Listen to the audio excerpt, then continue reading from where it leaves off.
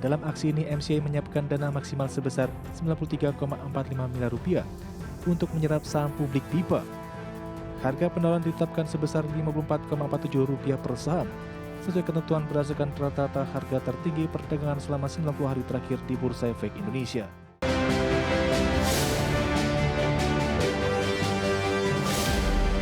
PT Moris Capital Indonesia selaku pengendali baru PT Multi Makmur Lemindo Tbk resmi meluncurkan penawaran tender wajib atas saham PIPA. Aksi korporasi ini dilakukan setelah Moris Capital mengakuisisi 43,78% saham dan mengambil alih pengendalian perseroan. PT Moris Capital Indonesia selaku pengendali baru PT Multi Makmur Lemindo Tbk emiten berkode saham PIPA resmi mengumumkan rencana penawaran tender wajib atau mandatory tender offer.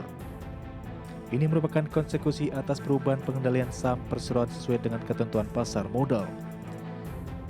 Dalam aksi ini, MCI menyiapkan dana maksimal sebesar Rp93,45 miliar untuk menyerap saham publik Pipa. Harga penawaran ditetapkan sebesar Rp54,47 per saham, sesuai ketentuan berdasarkan rata-rata harga tertinggi perdagangan selama 90 hari terakhir di Bursa Efek Indonesia. MCI resmi menjadi pengendali setelah mengakuisisi 1,5 miliar saham atau setara dengan 43,78% dari modal di-store dan ditempatkan Pipa. Sehingga perubahan ini, MCI menyiapkan arah strategi baru untuk mengembangkan bisnis perseroan ke sektor energi dan logistik. Manajemen MCI menilai Pipa memiliki potensi strategis untuk menjadi bagian dari ekosistem distribusi energi nasional yang terintegrasi. Kedepan, Pipa dirancang memperluas usaha perdagangan dan logistik BBM termasuk pengembangan fasilitas penyimpanan serta jaringan distribusi darat dan laut. Penawaran tender wajib dijadwalkan berlangsung mulai tanggal 23 Desember 2025 hingga 22 Januari 2026 dengan pembayaran pada 3 Februari 2026. MCI menegaskan tidak memiliki rencana delisting atau likuidasi serta menyatakan kesiapan dana untuk memenuhi seluruh kewajiban dalam aksi ini. Tim Liputan ID Action. PT Triputra Agro Persada Tbk memperkuat struktur permodalan dengan mendapatkan tambahan fasilitas kredit modal kerja dari Bank CIMB Niaga. Langkah ini dilakukan di tengah ekspansi usaha dan kinerja keuangan perseroan yang tumbuh signifikan sepanjang tahun 2025. PT Triputra Agro Persada Tbk atau emiten berkode saham TAPG mendapatkan tambahan plafon kredit modal kerja dari PT Bank CIMB Niaga Tbk. Berdasarkan keterbukaan informasi tanggal 22 Desember 2025, total plafon kredit yang diterima TAPG tercatat sebesar Rp300 miliar. Corporate Secretary TAPG Johnny Cheng menyebut penandatanganan perjanjian kredit dilakukan pada tanggal 19 Desember 2025. Penambahan plafon ini diberikan melalui anak usaha TAPG yaitu PT Agro Multi Persada beserta entitas anak perusahaannya. Manajemen TAPG menegaskan transaksi penambahan plafon kredit modal kerja ini tidak memberikan dampak material terhadap kondisi keuangan perseroan. Fasilitas tersebut digunakan untuk mendukung aktivitas operasional dan kebutuhan modal kerja grup usaha.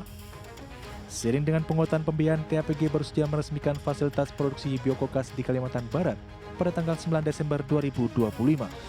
Fasilitas ini dikelola PT ATP Bio Indonesia, perusahaan patungan antara TAPG dan Aisin Takauka Co Ltd. Hingga kuartal 3 2025, penandatanganan TAPG tercatat Rp8,20 triliun atau naik 31,48% dibandingkan bersama tahun sebelumnya. Laba bersih TAPG melonjak 65,69% menjadi Rp2,67 triliun dengan laba per saham meningkat menjadi Rp135 per saham. Tim Liputan ID Action. PT MNC Tourism Indonesia Tbk atau emiten berkode saham KPIG merampungkan aksi penambahan modal tanpa hak memesan efek terlebih dahulu melalui private placement. Langkah ini dilakukan untuk memperkuat struktur permodalan sekaligus mendukung pengembangan proyek strategis kawasan ekonomi khusus MNC Lido City. Berdasarkan keterbukaan informasi tertanggal 22 Desember 2025, PT MNC Tourism Indonesia Tbk atau emiten berkode saham KIPG menyelesaikan aksi private placement pada tanggal 18 Desember 2025. Emiten pariwisata milik grup MNC ini menerbitkan saham baru dalam rangka penambahan modal tanpa HMETD. Dalam aksi koperasi tersebut, KIPG menerbitkan sebanyak 1,78 miliar saham baru dengan nilai nominal Rp100 per saham. Harga pelaksanaan private placement ditetapkan Rp140 per saham. sehingga perseroan berhasil menghimpun dana sekitar 250 miliar rupiah. Manajemen KPIG menyampaikan seluruh dana hasil private placement akan digunakan untuk mendukung pengembangan dan pembangunan proyek KEK MNC Lido City. Dana tersebut akan memperkuat struktur permodalan dan keuangan perseroan, termasuk pembiayaan proyek pengembangan ke depan. Hingga 30 September 2025, pendapatan KIPG tumbuh 66,1% secara tahunan menjadi 2,1 triliun rupiah.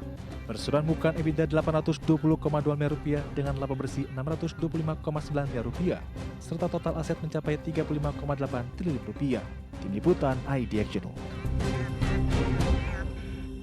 Pemirsa, Gubernur Jakarta Pramono Anung telah memutuskan malam pergantian tahun di Jakarta tidak akan dimeriahkan dengan pesta kembang api. Sebagai gantinya, pihaknya akan menampilkan video mapping menggunakan drone di Bundaran Hotel Indonesia berisi tentang bencana yang melanda Sumatera dan Aceh. Pramono mengungkapkan acara malam pergantian tahun di Bundaran HI tidak akan dimeriahkan dengan pesta kembang api. Selain itu, lokasi pesta malam tahun baru di Jakarta dikurangi yang semula 14 titik, kini menjadi 8 lokasi, yaitu di 5 kantor wali kota, sedangkan 3 lokasi lain yakni Bundaran HI, kawasan Kota Tua, dan Lapangan Banteng. Betul untuk kali ini ditiadakan. Dan mudah-mudahan ini tidak mengurangi esensi kita di dalam menyambut. Ya, pemirsa, waspada cuaca buruk saat libur Natal dan Tahun Baru. BMKG memprediksi akan ada bibit siklon pemicu hujan ekstrim di sejumlah wilayah. Kepala BMKG mengungkapkan bahwa puncak musim hujan akan terjadi pada Januari hingga Februari 2026.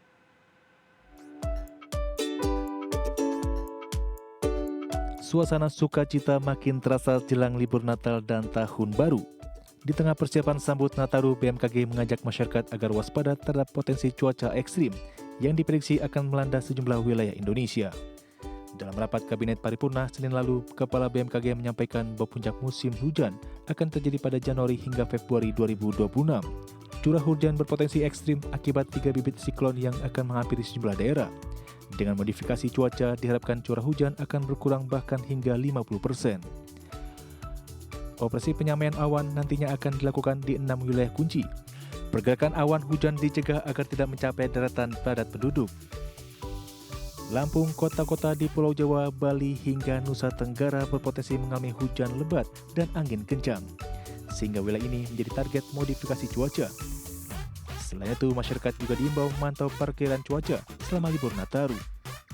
Rayakan Natal dan Tahun Baru dengan sukacita, namun tetap waspada terhadap cuaca agar momen kebersamaan bersama keluarga jadi nyaman dan berkesan. Tim Liputan ID Action.